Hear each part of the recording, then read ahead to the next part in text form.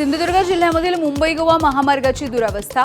पणदूर ते वेताळ बांबार्डे या रस्त्यावरती मोठा खड्डा पडल्यामुळे अपघातांच्या प्रमाणात वाढ झाली आहे। वाहनांचं नुकसान होत असल्यामुळे तात्काळ रस्ता दुरुस्त करण्याची नागरिकांची मागणी। वाशिम जिल्ह्यामधल्या रिसोड शहराकडे जाणाऱ्या हिंगोली सेनगाव महामार्गावरती खड्ड्यांचं साम्राज्य। काही दिवसांपूर्वी केलेली रस्त्यांची डागडुजी निकृष्ट दर्जाची असल्याचा नागरिकांचा आरोप आहे। धुळे शहराच्या विविध भागामधल्या रस्त्यांची मोठ्या प्रमाणावरती दुरावस्था। लाखो रुपये खर्च करून तयार करण्यात आलेले रस्ते अवघ्या काही दिवसांमध्ये खड्डेमय। कोल्हापूरमध्ये रस्त्यांवरती खड्ड्यांचं साम्राज्य पसरलंय। सांगली फाट्याजवळ महामार्गाचं कामही रखडलं, तर महामार्गाचं काम पूर्ण होत नाही तोपर्यंत टोल देऊ नका, वाहन चालकांची मागणी। टोल भरूनही खड्ड्यांची शिक्षा। पुणे बंगळुरू महामार्गावरती वाहनधारक त्रस्त। रस्त्यांची दुरुस्ती करण्याची मागणी। पुणे साताऱ्याच्या दरम्यान महामार्गाची दयनीय अशी अवस्था आहे। सांगलीहून तासगावकडे जाणाऱ्या रस्त्यांवरती खड्डे, तर कुपवाड मार्गावरचा रस्ता देखील खड्डेमय। पावसाचं पाणी खड्ड्यामध्ये साचून राहिल्यामुळे दुचाकींच्या अपघाताचं प्रमाणही वाढलं। ठाण्यामधल्या फाउंटन ते गायमुख या 4 किलोमीटर टप्प्यामध्ये खोल खड्डे। वाहतूक कोंडीनं नागरिक हैराण झालेत, तर खड्डे चुकवण्याच्या नादामध्ये घोडबंदर रोडवरती आतापर्यंत अनेक अपघात देखील घडलेले आहेत।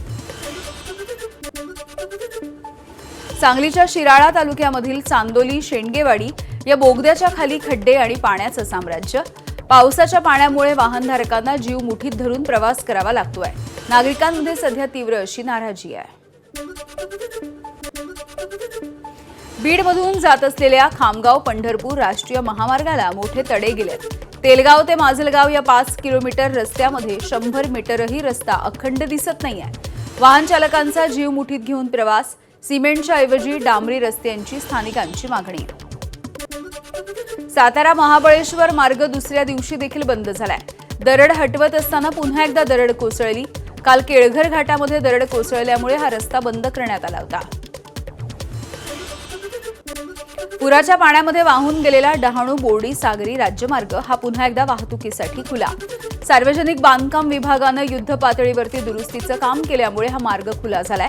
यामुळे डहाणू घोलवड बोर्डी तसंच गुजरातच्या उंबरगावकडे जाणारी वाहतूक पूर्ववत। मोठमोठे आणि खोल खड्डे पडल्यामुळे अडचणी देखील वाढत आहेत। आमदार रोहित पवार यांची टीका। निकृष्ट दर्जाच्या रस्त्यांच्या विरोधात आवाज उठवणार असल्याचा रोहित पवारांचा इशारा। मुख्यमंत्र्यांच्या हस्ते भूमिपूजन, मात्र भंडाऱ्यामध्ये विकासाचा चिखल। मेडिकल कॉलेज आणि शाळा कॉलेजांचे रस्ते देखील चिखलात। भूमिगत गटाराच्या संथ कामामुळे विद्यार्थी आणि नागरिक बेहाल झाले। विदर्भामध्ये पुढील 3 दिवस मुसळधार पावसाचा इशारा देण्यात आलाय। गोंदिया, भंडारा, चंद्रपूर, गडचिरोली या जिल्ह्यांना आजही ऑरेंज अलर्ट। छत्रपती संभाजीनगरमधल्या जायकवाडी धरणामध्ये 27 दिवसात 25 टीएमसी पाण्याची भर पडली आहे। धरणामधील पाणीसाठा 62%वर। नाशिकमधील पावसाचा जायकवाडी धरणाला लाभ होतोय। रायगड जिल्ह्याच्या दक्षिण भागामध्ये पावसाची जोरदार हजेरी। अचानक आलेल्या पावसानं नागरिकांची तारांबळ। महाड, पोलादपूर, माणगाव, म्हसळा, श्रीवर्धन, रोहा या परिसरामध्ये पावसाची दमदार हजेरी। भात लावणीला पुन्हा एकदा वेग येणार आहे। अहिल्यानगरच्या खंडोबाची वाडीमधल्या शेततळ्यांनी तळ गाठलाय। जुलै महिना संपत आला तरी अपेक्षित असा पाऊस झालेला नाहीये। विहिरी आणि बोरवेलला देखील पाणी नाहीये। राज्यभरामध्ये यंदा खरीप हंगामासाठी सरासरी 82% पेरणी पूर्ण झाली आहे। एल निनोच्या प्रभावामुळे विदर्भ, मराठवाडा आणि पश्चिम महाराष्ट्रामध्ये पेरण्यांची टक्केवारी 10%नी घसरली। शेतकरी कर्जमाफीच्या यादीमध्ये गोंधळ असल्याचा आरोप। 2 लाखांपर्यंत कर्जमाफीची सरकारची घोषणा, मात्र प्रत्यक्षामध्ये कर्जमाफीच्या यादीत 2 लाखांपर्यंत कर्ज माफ होईना। गंधोरा गावामध्ये कर्जमाफीच्या यादीत 233 शेतकऱ्यांना लाभ। यादीमधील 80% शेतकऱ्यांचा कर्जमाफीमध्ये गोंधळ असल्याचा आरोप आहे। महात्मा ज्योतिराव फुले शेतकरी कर्जमुक्ती योजनेच्या पहिल्या टप्प्यामध्ये मराठवाड्यामधील 6,18,000 शेतकऱ्यांची कर्जमुक्ती। जालना जिल्ह्यामधल्या शेतकऱ्यांना सर्वाधिक लाभ। लातूर आणि परभणीचा दुसरा क्रमांक। अजूनही सरकारकडून कर्जमाफीच्या याद्या जाहीर होत आहेत। कृषी मंत्री दत्ता भरणे यांची माहिती। एकूण 56 लाख शेतकरी असून वेळोवेळी याद्या जाहीर होतील असं भरणेंचं आश्वासन। कर्जमाफीची ई-केवायसी साठी ऑनलाईन केंद्रांवरती शेतकऱ्यांची गर्दी. मात्र मागील 3 दिवसांपासून सर्व्हर डाऊन. हिंगोलीच्या गोरेगाव इथे ऑनलाईन सेंटरवरती शेतकऱ्यांची गर्दी होतीये. सर्व्हर डाऊन असल्यामुळे शेतकऱ्यांचा संताप.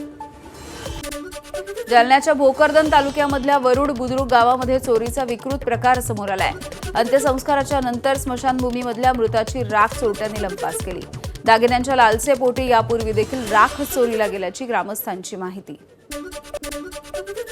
कोल्हापूरच्या शिरगावच्या माजी सरपंच महिलेची हत्या करण्यात आली आहे. लग्नाचा तगादा लावल्यामुळे प्रियकरानं ही हत्या केल्याची प्राथमिक माहिती. महिलेचा मृतदेह भिवंडीला घेऊन जात असताना या प्रकरणाचा भांडाफोड झालाय. आरोपी प्रकाश पाटील याला पोलिसांनी अटक केली. नागपूरच्या अमरनगरमध्ये जुन्या भाडेकरूच्या घरमालकावरती हल्ला. घरमालकाला वाचवण्यासाठी गेलेल्या मेवणी संगीता चौधरीचा मृत्यू, तर पत्नी अनिता डहाट गंभीररित्या जखमी. पोलिसांनी आरोपी रोशन तराळ याला अटक केली आहे. रत्नागिरीतल्या लोटे MIDC मधील असलेल्या नामांकित कंपनीच्या विरोधात भाजपचे नेते अॅडव्होकेट वैभव खेडेकर हे आक्रमक झालेत. HR आणि मॅनेजरला त्यांनी धारेवर धरलं. 8 ते 10 भूमिपुत्रांना कंपनीमध्ये पूर्वसूचना न देता काढून टाकल्याचा आरोप आहे. कंपनीच्या विरोधामध्ये आंदोलन छेडण्याचा खेडेकर यांचा इशारा. भंडाऱ्यामधील नागझिरा मार्गावरती वाघाच्या फॅमिलीचा नाईट वॉक. एकाच वेळेला वाघिणीचा 4 बछड्यांच्या सह वावर. हा दुर्मिळ क्षण अनेकांनी मोबाईलमध्ये कैद केलाय. धुळ्याच्या सोनगीर गावाजवळ मुंबई-आग्रा महामार्गावरती ट्रक उलटला. या घटनेमध्ये 2 जण जखमी झाले तर लाखो रुपयांच्या प्लायवूडचं नुकसान झालंय. ट्रकवरील ताबा सुटल्यामुळे हा अपघात झाला. विरारच्या मांडवी इथल्या जिल्हा परिषद शाळेमध्ये वर्गखोल्यांच्या छताला मोठे तडे. विद्यार्थ्यांचं भविष्य धोक्यात आहे. तर 1.5 वर्षांपासून केवळ एका शिक्षकावरती संपूर्ण शाळेचा कारभार. तक्रारी करूनही प्रशासनानं दखल न घेतल्यामुळे आंदोलनाचा मार्ग. राज्य सरकारची भूमिका पंतप्रधानांच्या भूमिकेशी विसंगत. मोदी म्हणतात मातीच्या मूर्ती बनवा. तुमचा आग्रह पीओपीचा कशासाठी? पीओपीच्या गणेश मूर्तीवरून हायकोर्टाचे सरकारला सवाल. सरकारनं आपलं धोरण नीट स्पष्ट करावं असा कोर्टाचा आदेश. साईबाबांच्या शिर्डीमध्ये 3 दिवस चालणाऱ्या गुरुपौर्णिमेच्या उत्सवाला आजपासून सुरुवात होतीये. उद्या उत्सवाचा मुख्य दिवस आहे आणि उद्या रात्रभर साईंचं मंदिर हे दर्शनासाठी खुलं राहील. गुरुपौर्णिमेच्या निमित्तानं मानाच्या पालखीसह हजारो पदयात्री शिर्डीमध्ये दाखल होत आहेत. पुण्याची प्रसिद्ध साईबाबा पालखी हजारो भक्तांसह साईंच्या भूमीत पोहोचली आहे. भक्तांच्या दर्शनासाठी दत्त मंदिर परिसरामध्ये पालखीचा मुक्काम. साईंच्या चरणी कोट्यवधी रुपयांची गुरुदक्षिणा. 642 ग्रॅम वजनाचा सुंदर नक्षीकाम असलेला सोनेरी मुकुटही अर्पण. 1,03,00,000 रुपये सोन्याच्या मुकुटाची किंमत आहे. आंध्र प्रदेशच्या वेल्लूर इथल्या श्रीनिवास राव कुटुंबियांकडून सोन्याचा मुकुट भेट देण्यात आलाय. माजी सैनिकाची साईंच्या चरणी सोनेरी गुरुदक्षिणा. 60 ग्रॅम वजनाचा मुकुट देखील अर्पण करण्यात आला. जबलपूरमधल्या अशोक कुमार शर्मा यांच्याकडून 8.5 लाख रुपयांचा सुवर्ण मुकुट हा अर्पण करण्यात आलाय. गुरुपौर्णिमेच्या निमित्तानं बडोद्याच्या विजय नाईक यांच्याकडून 51 ग्रॅमच्या ओम या अक्षरांची साईंना गुरुदक्षिणा देण्यात आली. 51 ग्रॅम वजनाच्या 2 अक्षरांची किंमत तब्बल 8.5 लाख रुपये असल्याची माहिती आहे. SIRच्या अभियानामध्ये रत्नागिरी जिल्ह्यामधील चिपळूण शहर राज्यामध्ये प्रथम. 336 मतदान केंद्रावरील सुमारे 2,71,000 मतदारांच्या नोंदणीचं यशस्वी पुनर्निरीक्षण पूर्ण झालंय.